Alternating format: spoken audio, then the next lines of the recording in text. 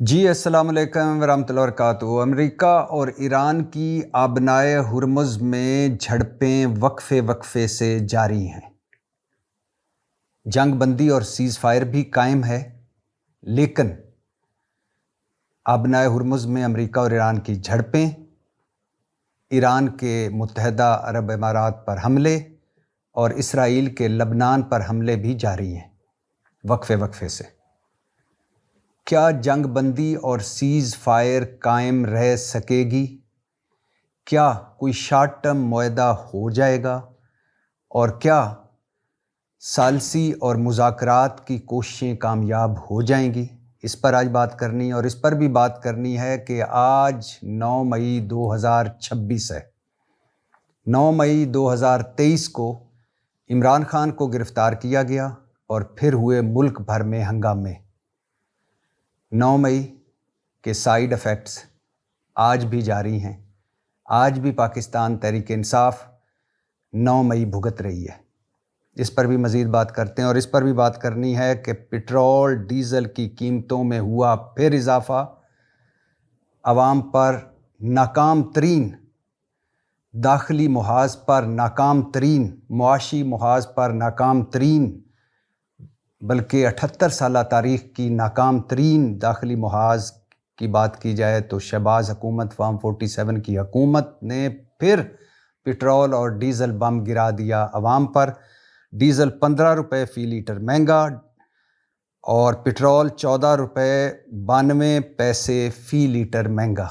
ये वैसे 92 क्यों रखे थे? 8 पैसे और डाल लेते, ये भी 15 रुपये फ़ी लीटर महंगा कर देते। तो बहरहाल एक और पेट्रोल और डीज़ल महंगाई बम आवाम पर गिरा दिया बदतरीन गवर्नेंस वाली शहबाज हुकूमत ने। तीनों मौज़ूआत पर बात करनी है। और सबसे पहले बात कर लेते हैं अमेरिका और ईरान की। आबनाए हुर्मुज़ में झड़पें जारी हैं अमेरिका और ईरान की वक्फे वक्फे से। ईरानी कभी नहीं झुकते।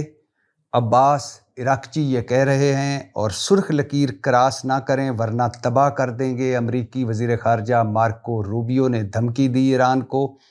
हुर्मुज़ का कंट्रोल हमारे लिए एटम बम जितना कीमती है, ईरानी सुप्रीम लीडर के मशीर का बयान आया है। हुर्मुज़ की नाकाबंदी जारी रहेगी, आबनाए हुर्मुज़ की नाकाबंदी जारी रहेगी, ये कहा है अमेरिका ने। और आबनाए हुर्मुज़ में ऑपरेशन के लिए सऊदीया का अमेरिका को अपनी फ़ज़ाई हदूद और अड्डे देने से इनकार। खबर आई थी कि शायद सऊदीया आबनाए हुर्मुज़ में ऑपरेशन के लिए अपनी फ़ज़ाई हदूद और अड्डे दे देगा अमेरिका को। सदर ट्रंप ने डायरेक्ट कॉल भी की वली अहद सऊदी अरब को, लेकिन सऊदी अरब ने आबनाए हुर्मुज़ में ऑपरेशन के लिए अपनी फ़ज़ाई हदूद और अड्डे देने से इनकार कर दिया है। और करें सदर ट्रंप सतही बातें, बाजारी बातें सऊदी वली अहद के ख़िलाफ़। और ये भी सुनते जाइए कि ईरानी हमले और ईरानी धमकियाँ यूएई अमेरिका और इसराइल के और करीब हो गया है, ये आलमी मीडिया बता रहा है। और आलमी मीडिया ही बता रहा है कि ईरान के ताज़ा तरीन हमलों से बचने के लिए यूएई ने इसराइली फ़ज़ाई दिफाई निज़ाम आयरन डूम का इस्तेमाल किया। तो मशरिक़ वुस्ता में जो डिवीज़न है मुल्कों की वो बड़ी वाज़े हो गई है। पहले भी बात कर चुका हूँ। ओमान ईरान के साथ, सऊदी अरब साइड पर मोहतात, जंग का हिस्सा नहीं बन रहा, बड़ी शानदार हिकमत अमली सऊदी अरब की। कतर फासले पर, यूएई इसराइल और अमेरिका के साथ, और बाकी ममालिक कुवैत बहरीन हमलों की तो जद में हैं, लेकिन कोई वाज़े उन्होंने मौक़िफ़ इख्तियार नहीं किया। तो जंग आज बंद हो जाए, इस वक्त बंद हो जाए, मशरिक़ वुस्ता बदला हुआ मिलेगा। और मशरिक़ वुस्ता की तरजीहात, अरब मुल्कों की तरजीहात बिल्कुल बदली हुई आपको मिलेंगी। तो इस वक्त एक तरफ सालसी की कोशिशें भी जारी हैं, पाकिस्तान अपनी कोशिशें जारी रखे हुए है। सदर ट्रंप का दौरा चीन भी आ रहा है अगले हफ्ते, और उस दौरा चीन में सर फ़हरिस्त एजेंडा ईरान जंग है।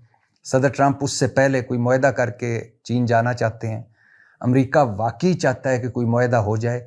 ये अलहदा बात है کہ اس معاہدے کی پاسداری امریکہ کرے گا یا نہیں کرے گا یہ کوئی گارنٹی نہیں دے سکتا.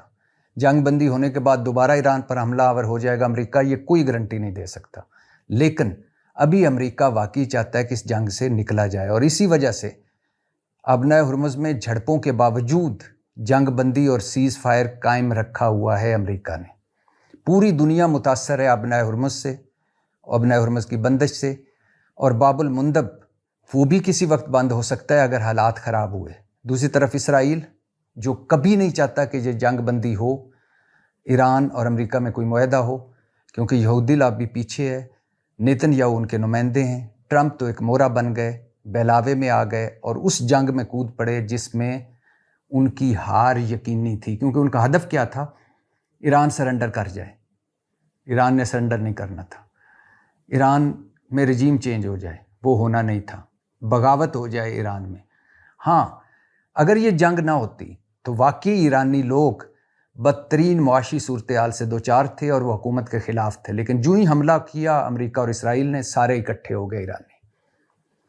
تو اس وقت صدر ٹرمپ تو چاہتے ہیں کہ کوئی شارٹ ٹرم معاہدہ ہو، لیکن مسئلہ کیا ہے؟ ایران کا ایٹمی پلانٹ، ایران کی افزودہ یورینیم، آبنائے ہرمز، ایران پر جو پابندیاں لگی ہیں وہ، اور ایران کے منجمد اثاثے. تو دونوں طرف کی کوششیں جاری ہیں کہ جنگ بندی بھی قائم رہے، سیز فائر بھی قائم رہے اور کوئی معاہدہ بھی ہو جائے. ایک طرف یہ کوششیں ہو رہی ہیں، اور دوسری طرف آبنائے ہرمز کی ٹینشن ہر گزرتے لمحے کے ساتھ بڑھ رہی ہے، کیونکہ ہزاروں تیل اور گیس اور کھادوں اور باقی چیزوں سے بھرے جہاز پھنسے ہوئے ہیں. 22,000 کے قریب لوگ جو جہازوں پر ہیں وہ پھنسے ہوئے ہیں، اور صدر ٹرمپ تمام تر کوششوں کے باوجود 5 جہاز ابھی تک نکلوا سکیں آبنائے ہرمز سے. تو صورتحال سنگین ہے. خوشی اور اچھی بات یہ ہے کہ جنگ بندی قائم ہے، لیکن یہ کتنے عرصے تک قائم رہے گی اس کے بارے میں کچھ نہیں کہا جا سکتا. اور جب اس کے بارے میں کچھ نہیں کہا جا سکتا تو پتہ ہے کیوں نہیں کچھ کہا جا سکتا؟ کیونکہ صدر ٹرمپ سامنے ہے. آج جو بھی دنیا مشکل میں ہے اس کی وجہ صدر ٹرمپ ہے. آج 2 جو جنگیں ہوئیں، ایران پر جنگیں مسلط کی گئیں، معاہدہ توڑ کر جنگیں مسلط کی گئیں، 2 بار مذاکرات سے اٹھ کر حملہ آور ہوئے امریکہ اور اسرائیل، یہ سب کے سب صدر ٹرمپ کی وجہ سے ہے. ورنہ امریکہ اور ایران کا تو معاہدہ ہو چکا تھا 2015 میں، صدر ٹرمپ نے آ کر توڑ دیا 2018 میں. تو اس وقت امریکہ اور ایران آمنے سامنے ہیں. اسرائیل موقع کی تلاش میں ہے. یہودی لابی جنگ چاہتی ہے. کیوں؟ کیونکہ گریٹر اسرائیل کی جنگ ہے. کیوں؟ کیونکہ ایران کے تیل اور گیس پر قبضے کی جنگ ہے. کیوں؟ کیونکہ مسجد اقصیٰ سے تابوت سکینہ تک کی جنگ ہے. جنگ بندی قائم ہے اور جھڑپیں بھی جاری ہیں. اسرائیل مسلسل جنگ بندی کی خلاف ورزی کر کے لبنان پر حملے کر رہا ہے، اور ٹینشن مسلسل بڑھتی جا رہی ہے ایران اور UAE میں بھی. تو ایک طرف تو یہ صورتحال ہے، اور دوسری طرف پاکستان ثالثی کی کوششیں کر رہا ہے. پاکستان الحمدللہ معرکہ حق اور آپریشن بنیان المرصوص کے جشن بھی منا رہا ہے، اور منانے بھی چاہیے. بار بار کہہ رہا ہوں، فخر کی بات ہے. پاک فوج زندہ باد، پاک فضائیہ زندہ باد، اور شہید زندہ باد اور غازی زندہ باد. اپنے سے بڑے دشمن کو ہم نے لٹا دیا. کل اس کی مرکزی تقریب ہوگی اسلام آباد میں، آپریشن بنیان المرصوص اور معرکہ حق کی. لیکن یہ ہمارا فرنٹ کمال کر دیا ہماری افواج نے، مگر ہماری حکومت 78 سالہ تاریخ کی بدترین حکومت ہے.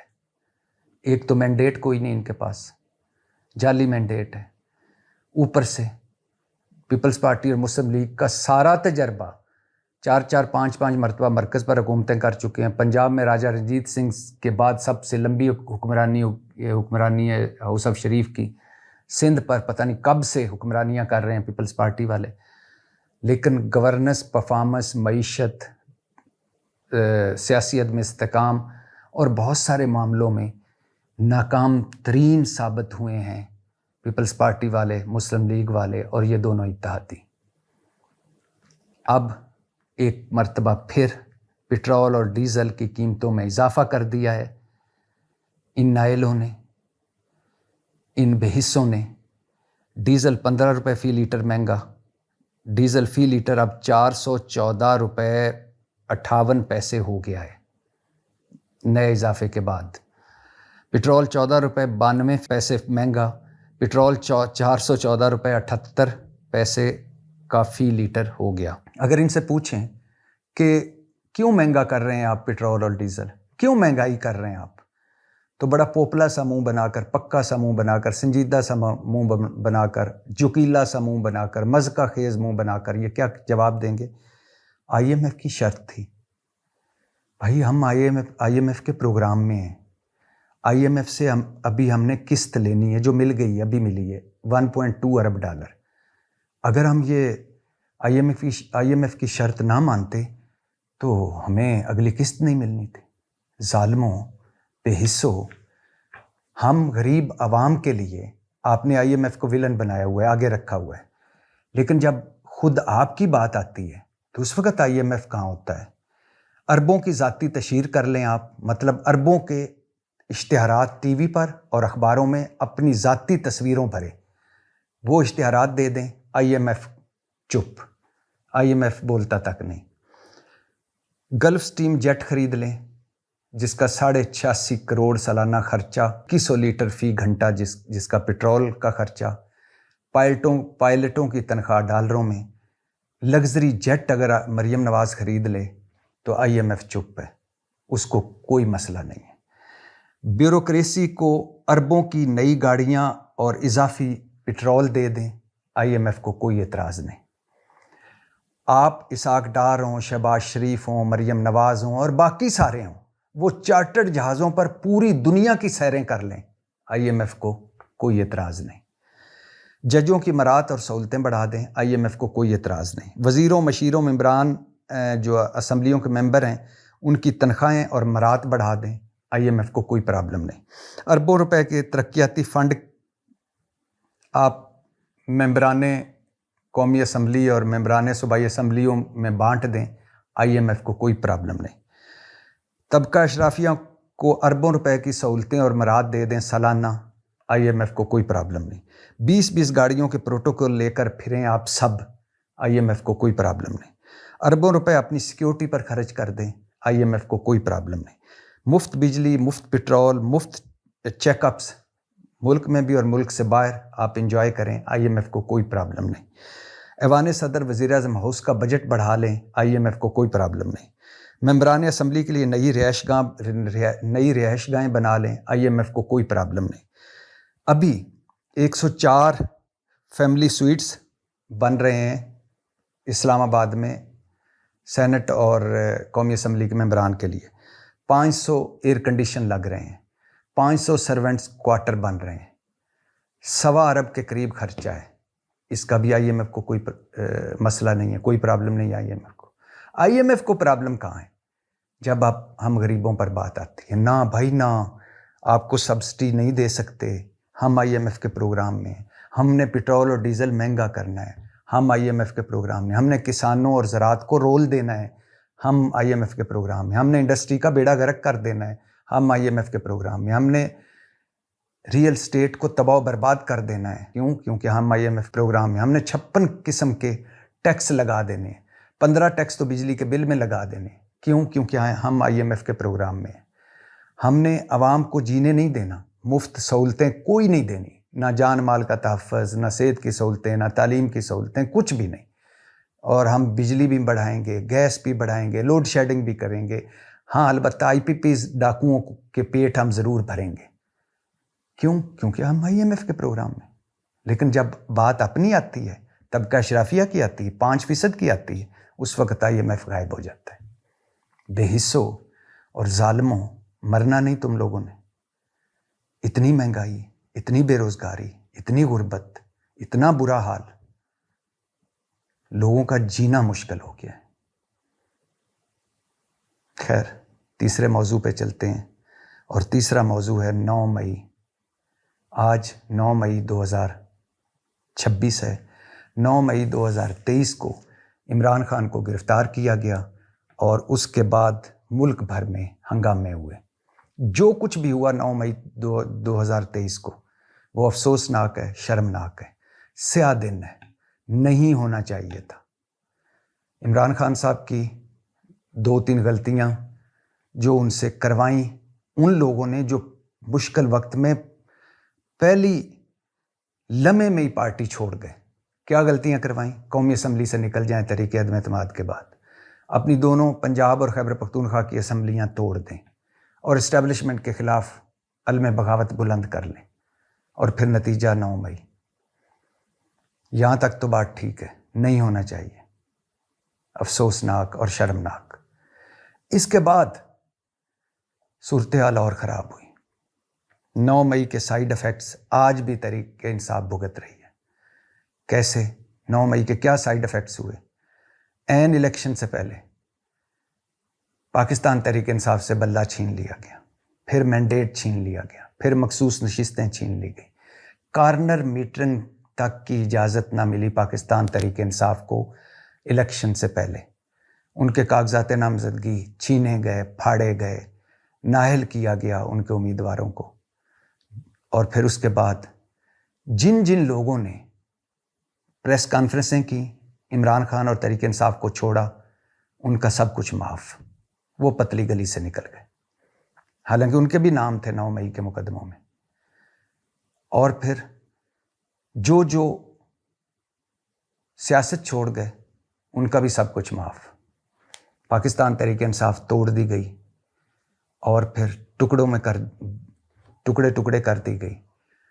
عمران خان پر 250-300 مقدمے ہیں، جن میں 98.9% جعلی ہیں۔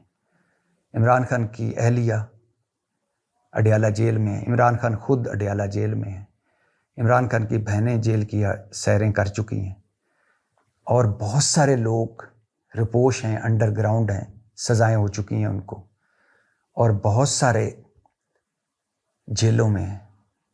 اور 9 مئی کے بارے میں یعنی ایک سچ میں اس طرح جھوٹ میں لایا گیا کہ شاہ محمود قریشی بھی آج جیل میں ہے، جس کا نہ کوئی اسٹیبلشمنٹ اور تحریک انصاف کی اس وقت کی لڑائی سے کوئی تعلق تھا، جن کا نہ کوئی 9 مئی سے تعلق تھا۔ شاہ محمود قریشی اور پرویز الہی 2 واحد شخص تھے جو صلح صفائی کروا رہے تھے آپس تحریک انصاف اور اس وقت کے اسٹیبلشمنٹ میں، فائر بریگیڈ کا کام کر رہے تھے۔ دونوں نے بھگتا، 1 سال جیل بھگت کر آج بیمار گھر بیٹھا ہوا ہے، دوسرا ابھی تک جیل میں، جو 9 مئی والے دن کراچی میں اپنی بیمار اہلیہ کے پاس تھا۔ آج بھی تحریک انصاف کے کئی لوگ جیلوں میں، کئیوں کو سزائیں ہو چکی ہیں، اور 9 مئی کے ایسے مضحکہ خیز کیس چلائے گئے، ایسی مضحکہ خیز گواہیاں، ایسے مضحکہ خیز ٹرائل، ایسی مضحکہ خیز سزائیں کہ بندہ حیران رہ جاتا ہے۔ ایک شخص کو 30 سال کی سزائیں، اور یہ سزاؤں کا سلسلہ جاری ہے۔